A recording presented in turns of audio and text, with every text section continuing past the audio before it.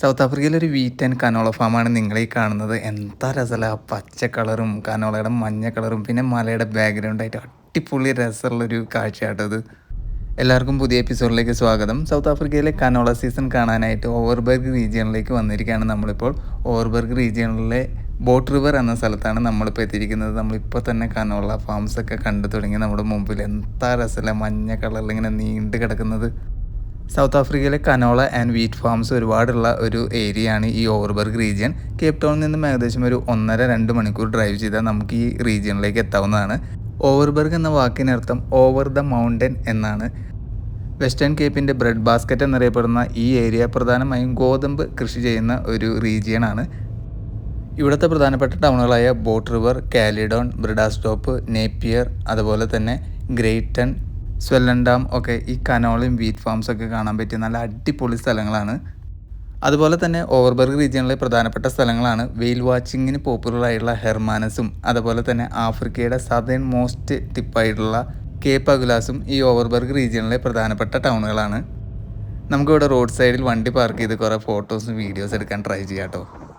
പ്രധാനപ്പെട്ട ഒരു കാര്യം ശ്രദ്ധിക്കാനുള്ളത്, ഈ ഫാമുകളെല്ലാം പ്രൈവറ്റ് ഫാംസാണ്. അപ്പോൾ എൻട്രി പ്രൊഹിബിറ്റഡ് ആണ്.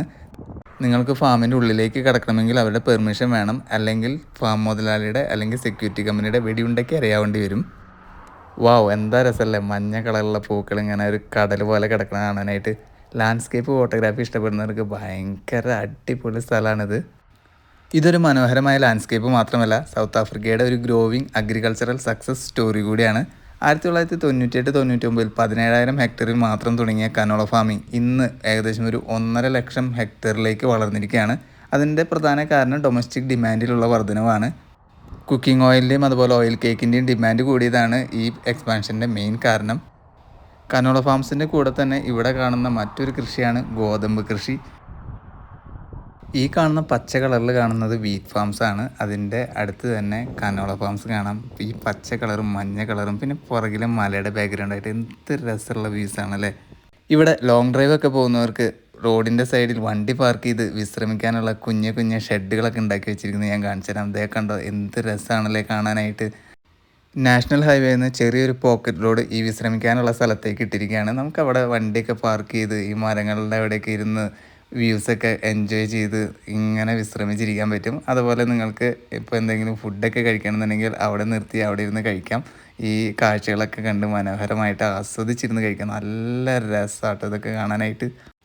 കുറേ നേരം വണ്ടി ഓടിച്ച് ക്ഷീണിച്ച കാരണം കുറച്ച് നേരം ഒന്ന് വിശ്രമിക്കാമെന്ന് വിചാരിച്ച് ഞാനും ഇവിടെ വണ്ടി സൈഡിൽ പാർക്ക് ചെയ്ത് ഈ കാഴ്ചകളൊക്കെ കണ്ട് അങ്ങനെ രസിച്ച് നിൽക്കുകയാണ്. മാത്രമല്ല കുറച്ച് ഫോട്ടോസ് എടുക്കാമെന്ന് വിചാരിച്ചിട്ടും കൂടിയാണ് ഇവിടെ ഇങ്ങനെ നിർത്തിയത്.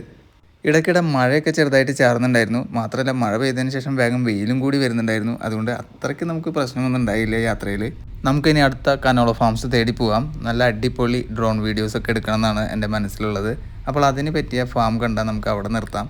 അപ്പോൾ ഈ കനോള എന്താണെന്ന് അറിയാത്തവർക്കായിട്ട്, കനോള 1970 വികസിപ്പിച്ചെടുത്തിട്ടുള്ള റേപ്പ് സീഡ് എന്ന സസ്യത്തിൻ്റെ ഭക്ഷ്യയോഗ്യമായുള്ള ഒരു വെറൈറ്റിയാണ്. ഇത് മെയിനായിട്ട് ഹൃദയത്തിൻ്റെ ആരോഗ്യത്തിന് നല്ലതായിട്ടുള്ള കുക്കിംഗ് ഓയിൽ ഉണ്ടാക്കാനും അതുപോലെ ഹൈ പ്രോട്ടീനുള്ള ലൈവ് സ്റ്റോക്ക് മീൽ ഉണ്ടാക്കാനും ഉപയോഗിക്കുന്നതാണ്. ലോവസ്റ്റ് സാച്ചുറേറ്റഡ് ഫാറ്റുള്ള വെജിറ്റബിൾ ഓയിലാണ് ഈ കനോള ഓയിൽ. ഈ ക്രോപ്പ് ഒറിജിനലി ഡെവലപ്പ് ചെയ്തത് കാനഡയിലാണ്. ഈ കനോള എന്ന പേര് തന്നെ കാനഡയും ഓയിലും ചേർന്നുള്ള ഒന്നാണ്.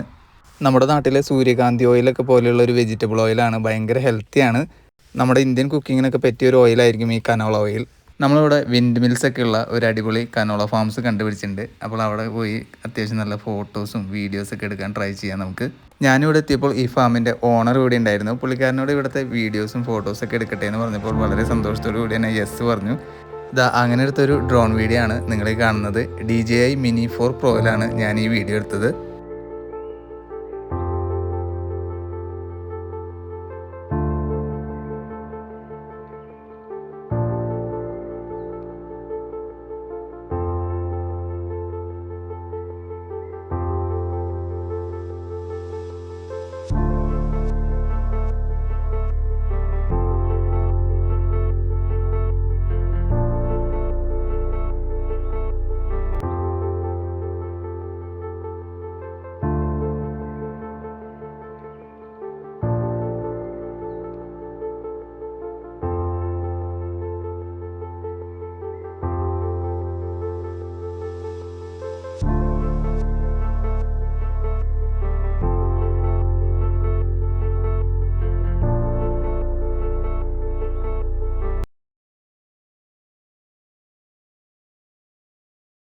1993 ഓവർബർഗിലെ ഫാർമേഴ്സ് ഒരു എക്സ്പെരിമെൻ്റായി സ്റ്റാർട്ട് ചെയ്തായിരുന്നു ഈ കനോള ഫാമിംഗ്. ഇന്നിത് ഈ റീജിയൻ്റെ ഒരു മേജർ ക്രോപ്പാണ്. കനോള പ്ലാന്റിൻ്റെ ചെറിയ ബ്രൗൺ സീഡിൽ നിന്നാണ് ഓയിൽ പ്രസ് ചെയ്തെടുക്കുന്നത്. ഇതൊരു കൂൾ സീസൺ ക്രോപ്പാണ്. ശരിയായ ഡെപ്തിലും മോയ്സ്ചർ ലെവലിലും പ്ലാന്റ് ചെയ്യേണ്ട ആവശ്യമുണ്ട് ഇതിന്. ജൂലൈ ടു സെപ്റ്റംബർ ആണ് ബ്ലൂമിങ് സീസൺ. മെയിനായിട്ടും ഓഗസ്റ്റ് മാസത്തിലാണ് ഇങ്ങനെ മഞ്ഞ നിറത്തിൽ പൂത്ത് നിറഞ്ഞു നിൽക്കുന്നത് കാണാൻ പറ്റുന്നത്. അപ്പോൾ ജൂലൈ ടു സെപ്റ്റംബർ സൗത്ത് ആഫ്രിക്കയിലെ കേപ്പ് ടൗണിലേക്ക് ട്രിപ്പ് പ്ലാൻ ചെയ്യുന്നവരുണ്ടെങ്കിൽ അതിൻ്റെ കൂടെ ഓവർബർഗ് റീജിയനിലേക്ക് വരികയാണെങ്കിൽ കനോള സീസൺ കൂടി കവർ ചെയ്യാൻ പറ്റും. നല്ല അടിപൊളി റോഡ് ട്രിപ്പാണിത്.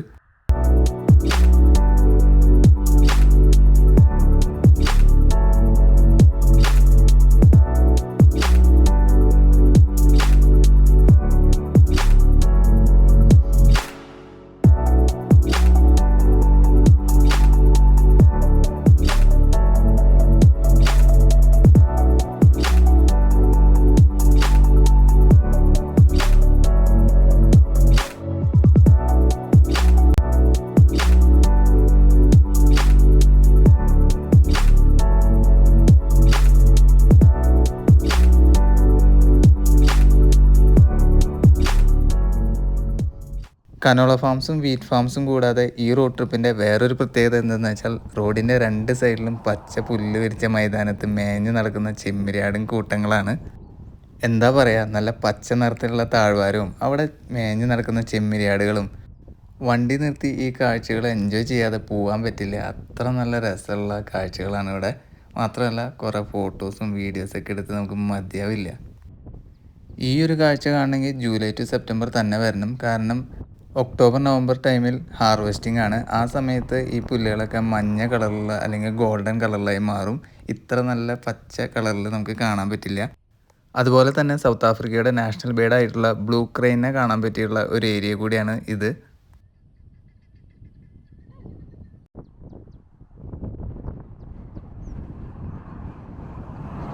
അപ്പോൾ നമുക്ക് വീണ്ടും അടുത്ത കനോള ഫാംസ് തേടി പോവാം. റോഡ് സൈഡിൽ കണ്ട മറ്റൊരു കനോള ഫാമിലാണ് ഞാനിപ്പോൾ നിൽക്കുന്നത്. ഇവിടെ ഇങ്ങനെ ചെറിയ ചെറിയ മരങ്ങളൊക്കെ നിൽക്കുന്നുണ്ട്. ഫോട്ടോഗ്രാഫിക്ക് പറ്റിയ ഒരു സീനറിയാണിത്. ഒരു കാര്യം പ്രത്യേകം ശ്രദ്ധിക്കുക, റെസ്പെക്ട് ദ ഫാംസ്. സെൽഫിക്ക് അല്ലെങ്കിൽ ഫോട്ടോഗ്രാഫിക്ക് വേണ്ടി കനോളയെ ചവിട്ടി നിൽക്കാതിരിക്കുക. ഫാർമേഴ്സിൻ്റെ ഹാർഡ് വർക്കാണ്. അതുകൊണ്ട് തന്നെ റോഡിൽ നിന്ന് മാക്സിമം ഫോട്ടോസും വീഡിയോസൊക്കെ ഷൂട്ട് ചെയ്യാൻ നോക്കുക. ഇതൊരു ടൂറിസ്റ്റ് അട്രാക്ഷൻ മാത്രമല്ല, ഫാമിംഗ് കമ്മ്യൂണിറ്റിയുടെ ഒരു ഇയർ ആൻഡ് എഫേർട്ടിൻ്റെ റിസൾട്ടാണ്. അപ്പോൾ അതിനെ നമ്മൾ മാക്സിമം റെസ്പെക്റ്റ് ചെയ്യുക. ഇനി കനോള ട്രിപ്സ് പ്ലാൻ ചെയ്യുന്നവർക്കുള്ള പ്രാക്ടിക്കൽ ടിപ്സ് ഞാൻ പറഞ്ഞുതരാം. ലേറ്റ് ജൂലൈ തൊട്ട് ഏർലി സെപ്റ്റംബർ വരെയാണ് കനോള സീസൺ കാണാനുള്ള best time. Peak time August മാസത്തിലാണ്. അതുപോലെ ഫോട്ടോഗ്രാഫി പ്ലാൻ ചെയ്ത് വരുന്നവർ രാവിലെ നേരത്തെ വരാൻ ശ്രമിക്കുക. ആ സമയത്ത് നല്ല മിസ്റ്റൊക്കെ ഉണ്ടാവും. അപ്പോൾ ഈ ഫാമൊക്കെ ഒരു ഡിഫറെൻറ്റ് വൈബായിരിക്കും. വെസ്റ്റേൺ കേപ്പിൽ മഴയൊക്കെയുള്ള ഒരു ടൈമാണിത്. അതുകൊണ്ട് തന്നെ ഓഫ് റോഡ് വണ്ടി പാർക്ക് ചെയ്യുമ്പോൾ ശ്രദ്ധിക്കണം, സ്റ്റക്ക് ആവാൻ ചാൻസ് ഒക്കെ ഉണ്ട്. കേപ്പ് ടൗണിൽ നിന്ന് ഡേ ട്രിപ്സ് പോസിബിളാണ് ഇവിടേക്ക്. പക്ഷേ ഓവർനൈറ്റ് സ്റ്റേ ആണ് ബെറ്റർ.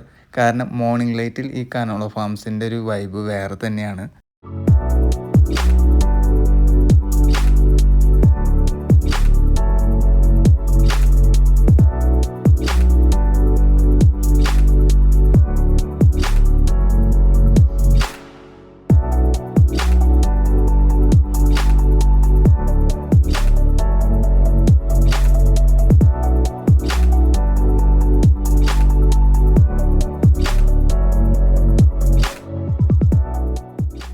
അപ്പോൾ ഏകദേശം സന്ധ്യയായി തുടങ്ങിയിട്ടുണ്ട്. നമ്മൾ അക്കോമഡേഷൻ ബുക്ക് ചെയ്തത് ഇവിടെ നിന്ന് കുറച്ച് ദൂരം മാറിയിട്ട് ക്ലെയിൻമോണ്ട് എന്നൊരു കോസ്റ്റൽ ടൗണിലാണ്.